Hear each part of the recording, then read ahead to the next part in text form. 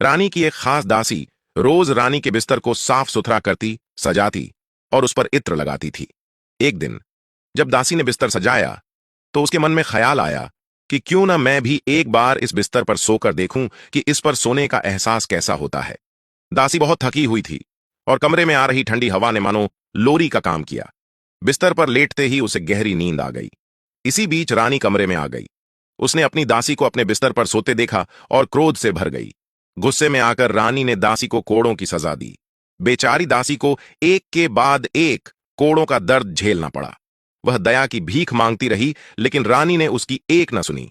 शुरुआत में दासी कोड़ों की मार से खूब रोई, लेकिन अचानक वह हंसने लगी। उसकी हंसी सुनकर रानी को हैरानी हुई और उसने दासी से इसका कारण पूछा। दासी ने मुस्कुराते हुए कहा, मैं तो इस बिस्तर पर कुछ ही देर के लिए सोई थी और ईश्वर ने मुझे 60 कोड़ों की सजा दी, लेकिन आप तो इस पर रोज सोती हैं। ऊपर वाला आप पर तो न जाने कितने कोड़े बरसाएगा। यह कहानी सपू साहब को उनके सेवक मनोहर ने सुनाई थी। इस कहानी को सुनने के बाद सपू साहब ने अपने ऐशो आराम को त्याग दिया और संत बन गए।